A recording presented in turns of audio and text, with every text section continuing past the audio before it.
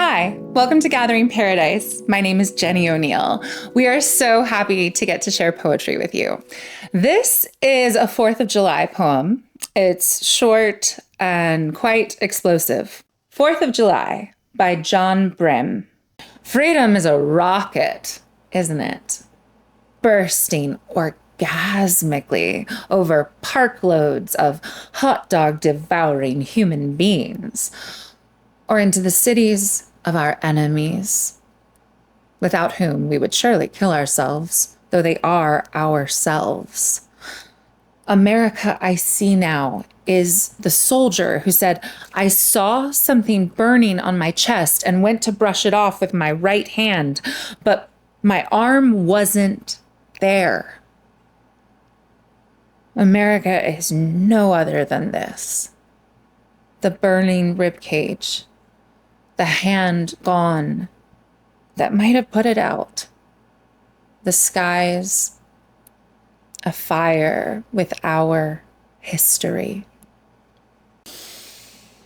Holy moly, that poem! That poem is a rocket. Oh my God. This poem is splicing. It gives you no time to think linearly. It gives you fast, jarring, totally contradictory, juxtaposed things. So happy Americana, 4th of July. Woo! Fireworks. Also, okay, note about fireworks. Children, grown-ups, drunk grown-ups. We have a family event that our cousins refer to as D-Day because one of our uncles, I'm not going to say which one, even though I don't think they watch my channel at all because they don't care about poetry like a lot of people. Anyway, but I'm going to talk crap about him. But Uncle Blank was a little too drunk, and other Uncle Blank was just a little too ambitious. And somehow they set a firework that went straight horizontally with the land. And cousins were like diving out of the way. And we all survived. And that shows that praying to Jesus works. Because didn't lose a grandchild. But we referred to it as D-Day. Cousins out there, you know what happened. So be careful this 4th of July with your pyrotechnics and don't aim them badly if children are about. That's my PSA. My West Virginian family, it wasn't in West Virginia, it was, no, I think it was in South Carolina that this happened. I can't remember. The PTSD is so bad because I almost got killed by a drunk man's firework. Okay, I love you, family. I hope that didn't upset anybody. Anyway, the only thing that's not explicitly said in jest about that with our family is how drunk that family member was, because then it gets a little less comical. Yeah. But it is comedy still, because we all are alive. Freedom is a rocket, isn't it? So we go straight from this very vanilla, sanitized image of, but you can see the sort of sharpness. He brings you in. Freedom is a rocket, isn't it? So he gets you in this sort of communal, back and forth conversational tone within the first phrase, within the first 5 words, by adding that aside, isn't it? So you're in on this story with him, and then that pulls you into the critique as well. So it's a rocket. Yeah, look at us go. Look at our pyrotechnics. Look at all the mad, crazy gunpowder we have. And so it's a rocket like that, or it's a rocket going directly into the cities of our enemies. And it's so interesting because before he says hot dog devouring human beings. So we have this, you could say people, you could say folks, you could say masses. Making it 2 words and so specific forces you to focus on one, the individual, the people, the humanity of it more. Making the anonymity of the cities of our enemies so much more mundane. Hannah Arendt, an incredible philosopher right before World War II, she's Jewish, but she talked about the mundane nature of evil, in the sense that we become so used to it, so desensitized that we cannot even recognize it as evil. It is just Tuesday.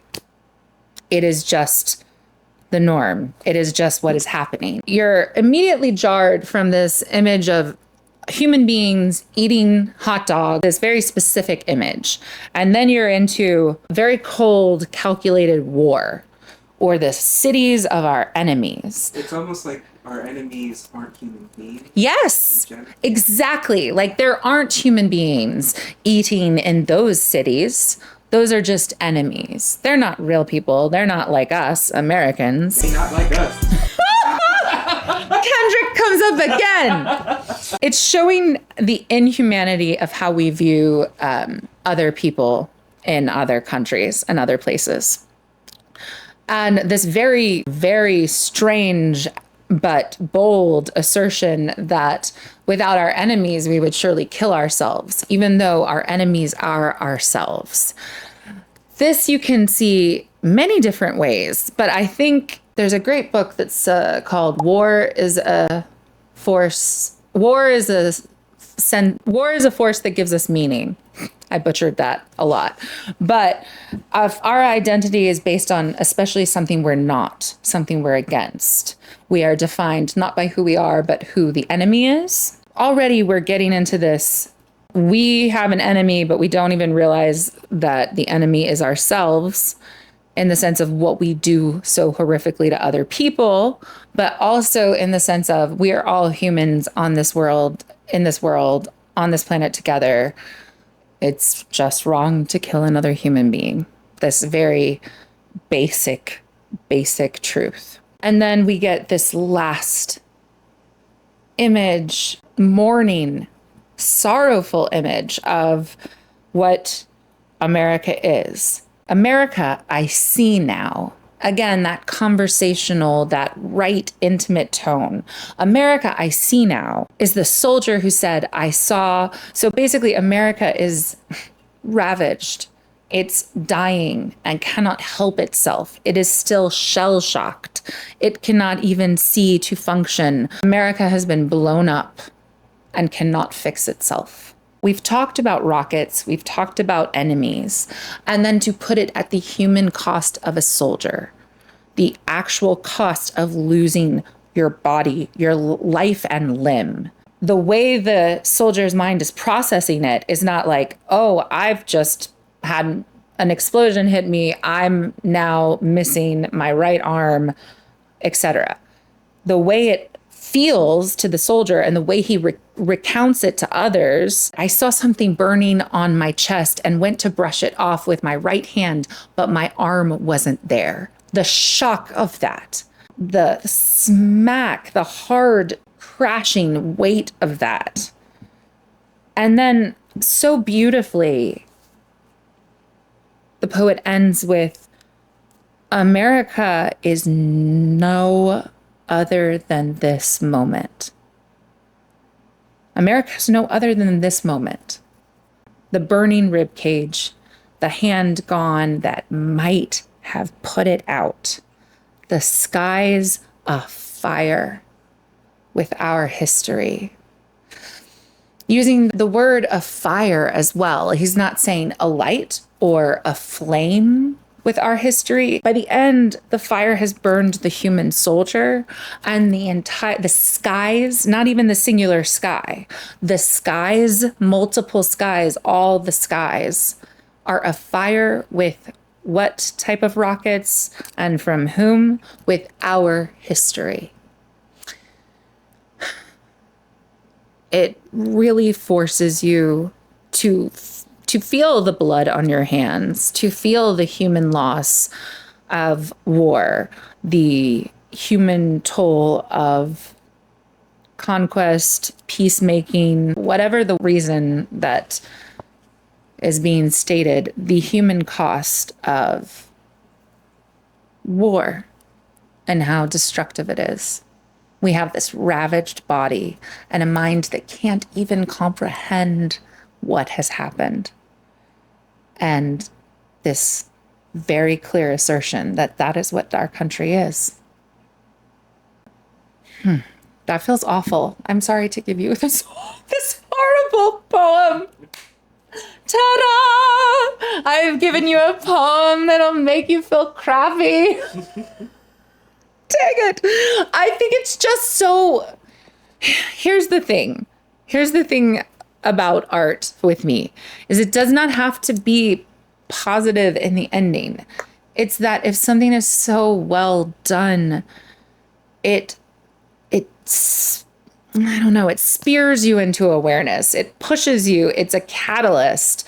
Kafka, I think it's Kafka, said, art should be I'm pretty sure. Art should be the axe to the frozen sea inside you. So if I'm weeping because of a song, this actually flips out Chandler because I will start crying really fast and I'm totally fine. I'm having my moment and it's good. So art for me is a way of surviving, processing, healing, maybe even exercising out, and like kind of think of like the exorcism, but exercising out demons, putting things out. And the more you can name things, the more you can accurately describe things, the better we can understand each other. And that's the job of the artist. So I hope you like this very, very upsetting. I hope you like this upsetting 4th of July poem. Eat some hot dogs. Think about how we're a ravaged body. Try not to kill your nieces and nephews with fireworks. And try not to kill your kinfolk with your fireworks, okay, Uncle? Won't tell. I won't tell for that uncle or that aunt. I love them both so dearly. I really do. So at Gathering Paradise, we seek to bring you meaningful bummer poems for every national holiday. And to talk about Anne Sexton whenever we can. That is true. We love you. Stay safe. Don't explode fireworks at children. Don't aim them that way. Come on. Was it? No, stop. I know it's not going to be. I'll never tell. We love you so much. We love the support and we wish you the best. Happy 4th of July.